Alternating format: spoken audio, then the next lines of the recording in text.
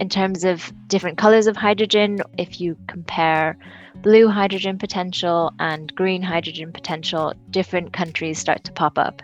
So Germany, their strategy is we really want to have renewable hydrogen, that is green hydrogen. But countries that are open to having blue hydrogen in their system would be Norway, Netherlands, and the UK, where in their policies they're open to green or to blue hydrogen. And we found that those countries are most attractive for investing in blue hydrogen. Hello and welcome to Energy Unplugged by Aurora. This podcast features various experts from Aurora having in-depth conversations with key industry leaders, policymakers and academics from all over the world. It explores the hottest topics across the energy market and gives a unique perspective on major energy issues. Welcome to the latest episode of Energy Unplugged. I'm Richard Howard, the Research Director at Aurora Energy Research, and I'm very pleased to be chairing this discussion. In this episode, we'll be focusing on the potential for hydrogen in Europe. We see a lot of hype at the moment in industry and also in policy circles concerning the potential for hydrogen. So in this episode, we'll be trying to demystify this hype and assess what is the real potential here. Which are the hottest markets in Europe and what are the investable propositions for industry? I'm very pleased to be joined by two of Aurora's experts on hydrogen. Firstly, Alexander Esser, who's a senior commercial manager at Aurora and led a major multi-client study looking at the potential for hydrogen in the German, Dutch and Belgian markets earlier this year. I'm also joined by Anise Ganbold, who's a project leader who leads on our work in global commodities and also hydrogen. So is leading the development of our new European hydrogen market service. So welcome to you both. Hi, Richard. Hello. Before we get into the discussion, I was first going to set out some terminology which we're likely to use throughout this podcast, specifically concerning different production methods for hydrogen. As we know, at the moment, a lot of hydrogen is used in industry, and this is produced using a process of steam methane reforming, where the CO2 is split out of methane but vented into the atmosphere, so still contributes to global warming. This is known as grey hydrogen. The first alternative to this is known as blue hydrogen, and that's where that CO2 from a thermal reforming process is captured and permanently stored. And this already allows the production of hydrogen with much lower carbon emissions. And finally, we'll talk also about green hydrogen, which is hydrogen produced from electrolysis using power and water to split the water, produce hydrogen, and the power can be coming either directly from renewables or nuclear, in which case it's zero carbon, or it could be coming from the grid, in which case we need to think about the carbon intensity associated with that grid electricity. Useful just to set that out before we jump into the content. So just to set the scene, as I said already, we see huge interest in hydrogen, potentially could be characterized as hype. So how have we got to that point?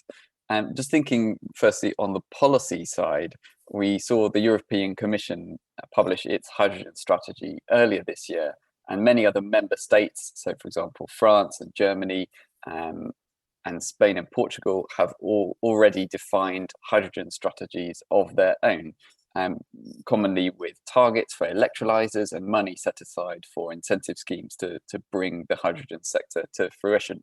The UK most recently joined the party with the 10-point plan from Boris Johnson, also highlighting the potential of hydrogen and setting a target for 5 gigawatt of electrolyzers and other forms of hydrogen production by 2030 and hundreds of millions of pounds in funding as well. We also see huge interest from industry. So many companies have been busy setting up hydrogen teams to explore this opportunity, and there have been many announcements as well of projects that companies are working on across Europe to bring forth electrolyzers, for example. And we at Aurora have seen a lot more interest in this topic as well. Looking back a couple of years ago, nobody was really talking that much about hydrogen, but we embarked on two major multi-client studies to explore the potential of hydrogen one in GB and one, as I said already, looking at Germany, Netherlands and Belgium. And in those, we looked at future potential for hydrogen. We developed a really sophisticated modeling capability to be able to understand these opportunities. And that allowed us to look at the relationship between hydrogen market development and what this means for the power sector. Going forward, we'll be developing this into a full hydrogen service where we'll continue to develop our knowledge base and address key questions for clients. But what I've seen is clients much more regularly asking us questions about this topic, and typically around how they can play in the hydrogen value chain, what this means for their strategy, how hydrogen development affects power market outcomes. So, for example, how it might affect renewable capture prices. And more recently, we're also starting to get requests for due diligence on investments into the hydrogen sector. There's just much more interest in this topic overall, and quite easily to get carried away with the hype ourselves. But to try and start to put some get a handle of that, I suppose we could start by considering, why has there been such an uptick in interest now? And maybe I can bring in Alex. What do you think is different now, and why is there so much focus on hydrogen? Well, in the past few decades, we actually had a few failed attempts to bring hydrogen into the energy system or on the political agenda. So it happened for the first time in the 1970s during the oil crisis, and then again 20 years later in the 1990s during a time when climate change came on the political agenda for the first time. But this year seems really to be different, because now we do have a lot of European governments. We have the European Commission and also some other international players that acknowledge hydrogen as an important role to reach the ambitious net zero targets.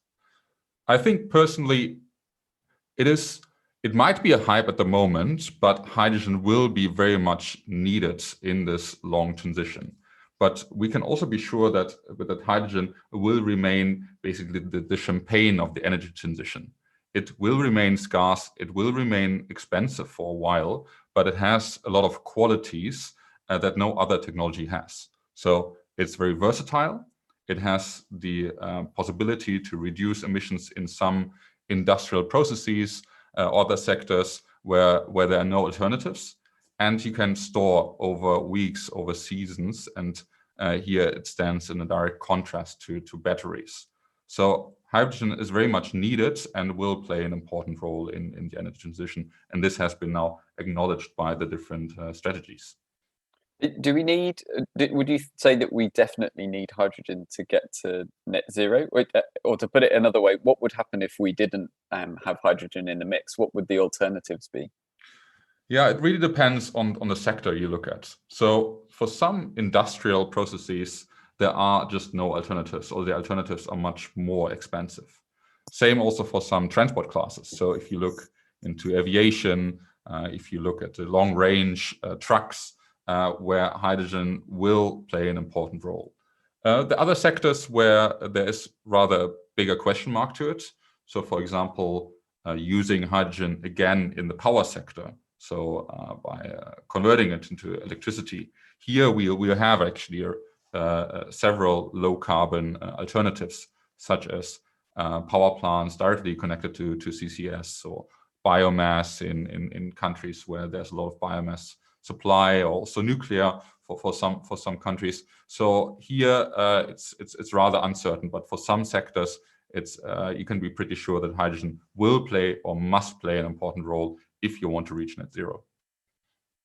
Absolutely, yeah. And I think it's interesting, Alex, that in your comments you said there that your framing was around it being required for net zero. I think that it's fair to say that a lot of the interest we've seen has come since the legislation towards net zero targets in the UK and Europe last year in 2019. So I think from my part, what I could see is that before that time, with a sort of 80% carbon reduction target, it was easier for these hard to abate sectors that you've highlighted to hide behind the remaining 20%. But once we go to a net zero goal, there's no residual emissions left, and kind of, in a sense, nowhere to hide for those hard to abate sectors in industry and heavy transport. To me, that seems to have been a tipping point as of 2019, which has really driven interest in this topic.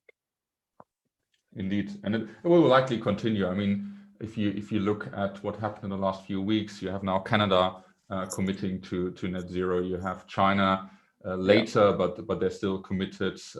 Biden has been elected, so if you look at those commitments, and then we'll likely also have more deployment of green hydrogen, of electrolyzers across the globe, which obviously brings costs down and then strengthens this trend. Yeah. Anise, but to bring you in, thinking like far out towards 2050 and net zero, I suppose Alex has said why there could be interest in this, but are you able to put any sense of scale around that? What could the demand for hydrogen or low carbon hydrogen be by 2050? I wanted to add to the previous point that besides talking about net zero and besides using hydrogen to decarbonize the grid, now that countries are talking more seriously about net zero, it's really the huge industry that already exists, which is the oil and gas industry, that it's making moves towards hydrogen. They're seeing that when these countries are really trying to commit to net zero, that they have a risk of having stranded assets, or they have a risk of having peak gas demand or peak oil demand.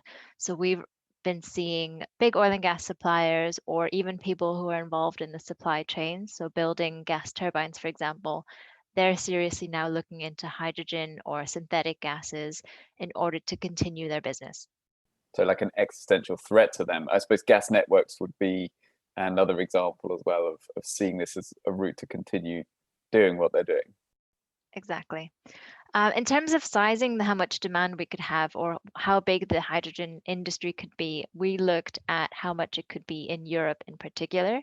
We looked at not just where the production is coming from and where the policy is in place. So, for example, incentives to build electrolyzers. We focused a lot on where the demand is going to be. There's a lot of talk about hydrogen, but first you need to have a consumer for your business case. We looked at which countries are currently consuming hydrogen, which countries are talking about hydrogen consumption, and most importantly, we looked at which countries have industries that are very hard to abate. So, for example, countries that have a lot of natural gas in their heating sector, or countries that have existing grey hydrogen demand, which will need to switch to low carbon hydrogen. So when we looked at that, we found currently the market for hydrogen is around 300 terawatt hours. And to put that into perspective, that's roughly the same amount of energy that EDF produces from its nuclear reactors every year. And all of that is grey hydrogen, so fossil fuel. But by 2050, in our sizing exercise, we found it could grow at the minimum threefold from current levels, but more realistically close to 5 to 8 times from current levels. And what kind of world are we looking at there? What kind of role is hydrogen playing in the overall sort of push towards net zero? Overall, hydrogen is playing a key role on top of the growth in renewables and on top of the growth in battery storage to really decarbonize those sectors that are really hard to decarbonize otherwise, or really unpractical to electrify. Yeah, so sort of 5 to 8 times the current demand for hydrogen of around 300. So we're talking 1,500 to 2,500 terawatt hours. That's a pretty big, I mean, to put in context, that's kind of relative to the size of the current electricity sector in Europe, which is 3,000 terawatt hours. That's a pretty big number. So we're talking about creating a new energy vector in low carbon hydrogen that's getting towards the size of our current power system. That's a huge opportunity for companies. I guess underpins why we see so much interest in this topic. If that's the overall size of the prize. So Anise, that's been helpful just to give us a sense of scale of the overall opportunity across Europe. But if we sort of get underneath that, which are the most attractive markets in Europe? I know you've been doing research on this, so it would be quite helpful if you could give us a sense of where you see the greatest potential. Sure. We did recognize that across Europe, there are some countries that are much more attractive for hydrogen and some countries that are still at the very early stages. We found overall the most attractive country for low carbon hydrogen investment is Germany. It has a well-developed hydrogen strategy. It also has targets for electrolyzer capacity, and it also recognizes at the moment we have some administrative barriers or legal barriers that would stop hydrogen developing, and they have plans to remove those barriers. And they've also announced that they will include some sort of incentives for hydrogen production in the near future. Then we also looked at demand. So hydrogen demand in Germany is very promising. It already consumes the most hydrogen currently, and we think that it has a lot of potential to grow this hydrogen demand to 2050. In terms of different colors of hydrogen, I talked a lot about low carbon hydrogen in general, but if you compare blue hydrogen potential and green hydrogen potential, different countries start to pop up. So Germany, their strategy is we really want to have renewable hydrogen, that is green hydrogen, but countries that are open to having blue hydrogen in their system would be Norway, Netherlands, and the UK, where in their policies they're open to green or to blue hydrogen. And we found that those countries are most attractive for investing in blue hydrogen. Well, that's very, very, very helpful for the summary, Anise. I suppose, yeah, I've been following this and looking at the debate in Germany around hydrogen. It might be useful to bring Alex into this as well, because I know you've looked at the market in detail.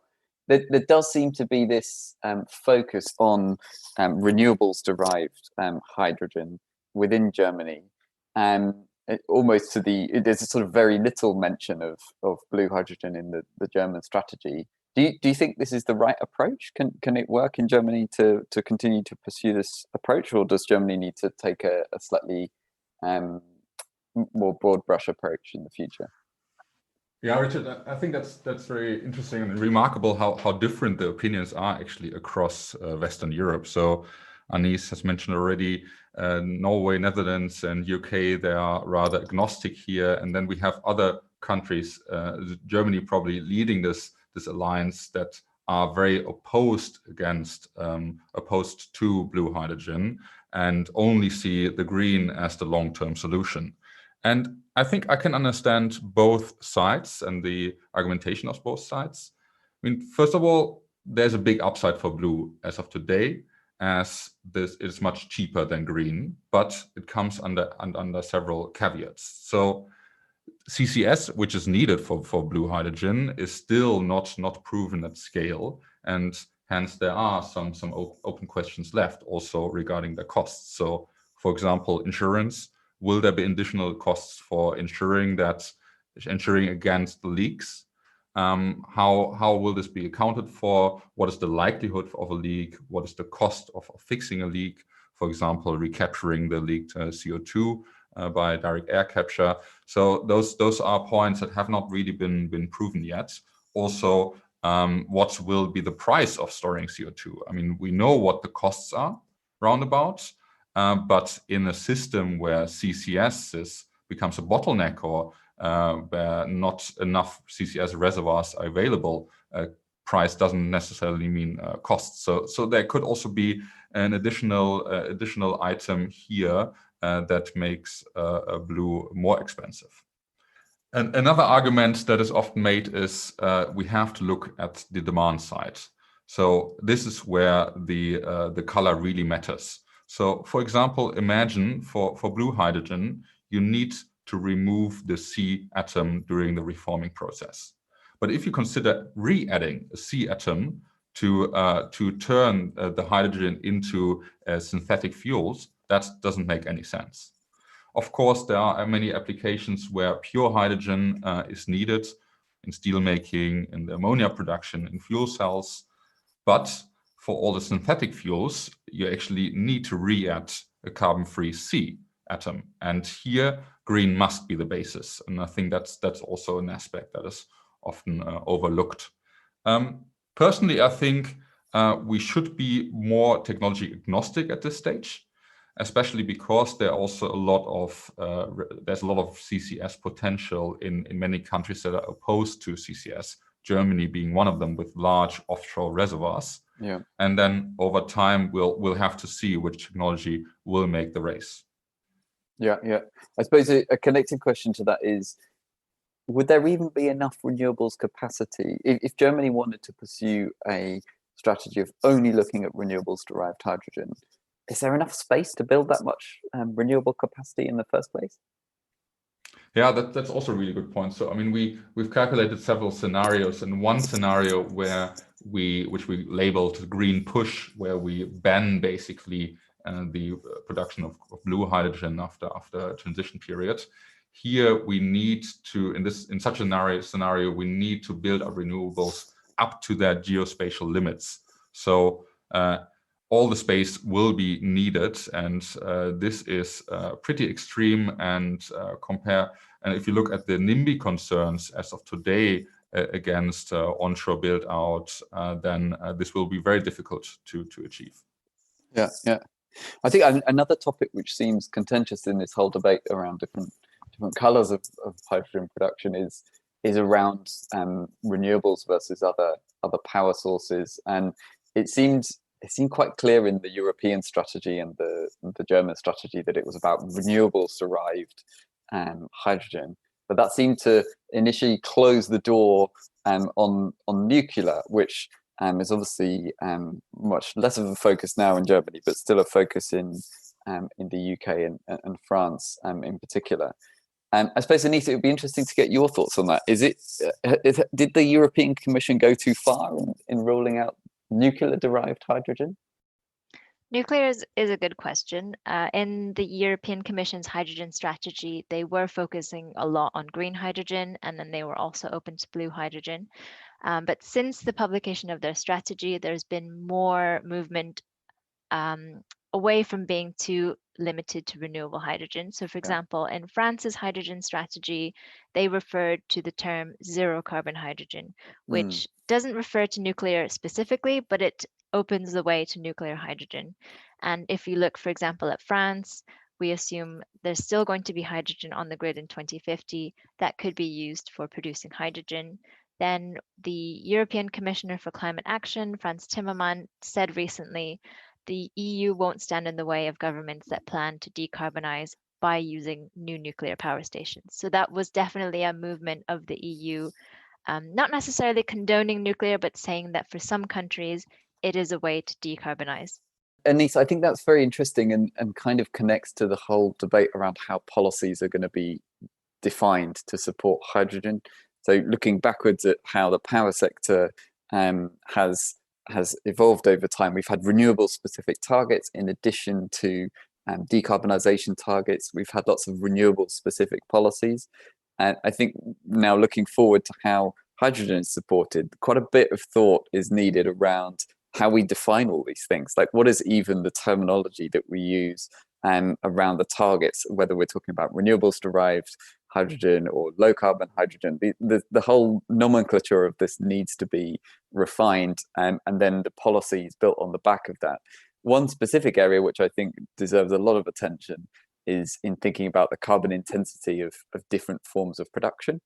And I think, I mean, Alex, just to bring you back in, when we talk about green hydrogen in Germany, what does that even mean at the moment, and kind of what carbon intensity should I be thinking about when I'm looking at green hydrogen production in Germany in what is a system with actually lots of coal in the power mix? Yeah, indeed. So the question on how green your green hydrogen actually is really comes down on how you operate the electrolyzer. So there are different ways. Like one of them would be to just co-locate the electrolyzer next to a renewable park and only operate if the grid is congested. Here, the problem utilization is just very low. You can also use the renewable power directly by signing a PPA and connecting to a renewable asset through this PPA. Then you're bound to the load factor of the wind turbine or the PV field, and you probably pay the typical PPA prices for this electricity input. Another way of operating is really to connecting it to the grid. And here the intensity is much less clear. In our view, this is the cheapest way of producing it, as you can optimize for low power price periods, which will become more frequent over the next decade. But the question is, how green is your input power? So one example for Germany, so even during hours with negative spot prices, you can be pretty sure that there are still some lignite plants or gas or coal-fired CHPs operating too in the same hours.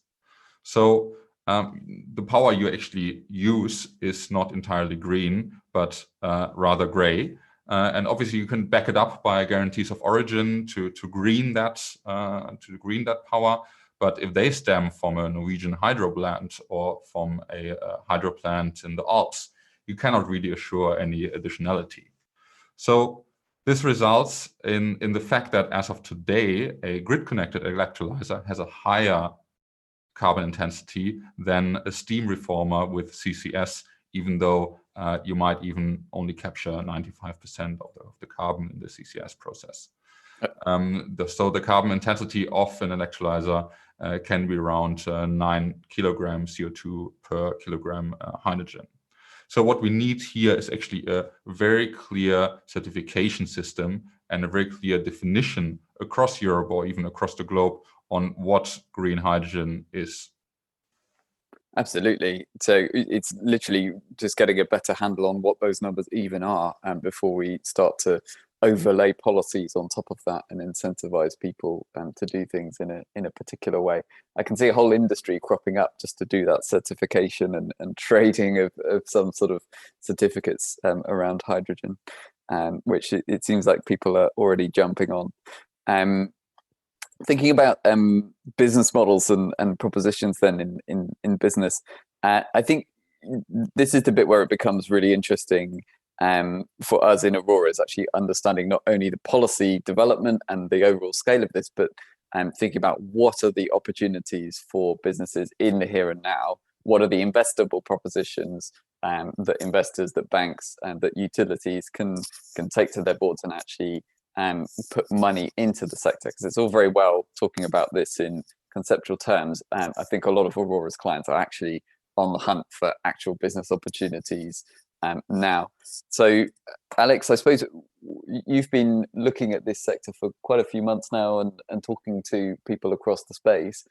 Where do you see the most investable propositions at the moment, both thinking geographically, but also across different parts of the value chain? Yeah, I think there are actually quite a few interesting sectors for investing into hydrogen along a whole range of along the whole supply chain. So I think ports are becoming quite important. So not only to import hydrogen, but also as you have a lot of refineries usually situated at ports, and you have the vicinity to CCS reservoirs. Then obviously the whole field of electrolyzers and fuel cells, so producing, manufacturing those technologies, but also operating them and investing in them. And then another field is obviously renewables. I mean, we all know we will need a much higher build out and deployment of renewables than just to electrify the power system in order to provide green and cheap power for electrolyzers. I mean, Anise already mentioned the big oil and gas majors. And that's a big question if you want to bet on them. I mean, I would only I would focus on the ones that actually embrace the energy transition and see also hydrogen as having a crucial role in this energy transition. There are some sectors in the industry that where we also see a lot of movement. So one is being the steel sector, the cement sector. So the sectors that are betting on producing green versions of their products by the usage of hydrogen, and will switch their production systems and processes. Alex, you mentioned the ports as having a role in this. I suppose it'd be useful to understand that a little bit more. Is that driven by an opportunity around importing hydrogen into Europe? I suppose I'll bring in Anise here because I know that this is research that you're looking at the moment. But what is the overall potential around importing hydrogen into Europe? Yeah, there's a good question about whether you want to produce hydrogen locally or whether you want to import or export hydrogen. So many countries like Chile, Australia, Portugal, Spain have been talking about building this hydrogen supply chain and then exporting all that hydrogen abroad. So actually, it becomes a big question. Does it even make sense to have a global market for hydrogen and to have hydrogen being transported and imported into countries? That's one of the topics we're looking into for our report in December, where we look at what is the cost of producing hydrogen locally in Europe or in other countries globally.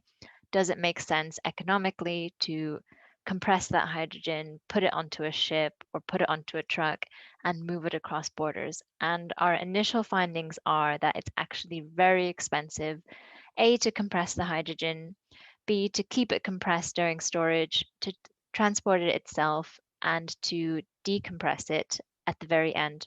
And for shipping, it really only makes sense to liquefy the hydrogen, which is even more expensive than compressing hydrogen. So for now, our analysis is showing that most of the production and most of the consumption will be in situ, as in produced and consumed domestically. We would see imports of hydrogen perhaps being economic or make sense for quite niche applications, or potentially transporting hydrogen instead as one of its carriers, so ammonia or synthetic methanol or synthetic methane, for example. But at the moment, just the cost of processing and transporting hydrogen in itself doesn't look like it makes sense. Interesting, and you'll be exploring that further in the forthcoming report. If that is if that's the case, then I guess we shift the thinking back towards the localized production. And Alex, you mentioned companies getting involved in or pushing forward electrolyzer projects and projects for blue hydrogen production. Can you say a bit more about which sorts of companies are involved in those projects? Yeah, of course. So in the green space, you have two important types of companies. It's the manufacturers of fuel cells and the manufacturers of the electrolyzers. I think the uptake for electrolyzer production will come first, as this is required anyway to produce hydrogen. Fuel cells really depend on applications in heat and transport. So you have, for example, Nel Hydrogen, you have Siemens producing the electrolyzers, you have Plug Power for the fuel cells. So those are just a few names that become quite important, or are really quite important. In the blue space, again, even though the economics for imports don't seem to be viable at the moment, ports again will have an important role here for the production of blues, as they have often a lot of refineries and they have the vicinity to the offshore CCS reservoirs, and can therefore produce blue hydrogen in scale at their location. And it will also be interesting to see what renewables operators and developers such as Ørsted or Iberdrola in Europe or NextEra in the US will integrate into the hydrogen space in order to have another technologies to ease the integration of renewables, but also to hedge their portfolios. Yeah, I was going to ask you about that, about the kind of motivation, because I see those utilities and renewable developers getting into the hydrogen space. Is this about having a hedge against the renewables portfolio, or an offtake from it, or what's the rationale behind them looking at this sector? Yeah, I mean, long term, I think hedging definitely plays a role. If you look into renewables portfolios, they're very much exposed to capture prices and want to have high capture prices. However, those low capture prices would be actually an upside for electrolysis. So you have a natural hedge here by having both in your portfolio. However, at the moment, I think it's more the first mover advantage of being the first in this market, building up the expertise around producing hydrogen, around handling hydrogen, and on selling hydrogen. And there are also a range of subsidies that make it attractive. So we have already some subsidies being available as of today. We have in the Netherlands the SDE++. We have the European budget for Connecting Europe facility, which provides, for example, some of the blue hydrogen assets with subsidies. And there's currently a bet on future subsidies that will be coming online very soon. So, for example, Germany is planning with carbon CFDs incentivizing the demand side to switch to hydrogen processes. They also earmarked 1.4 billion euros to tender electrolyzers, which was just confirmed 2 weeks ago. So we see a whole range of subsidies evolving over time, and as basically a follow-up to the strategies that were released during this year. And many of the first movers are hoping to get some of those subsidies. Yeah.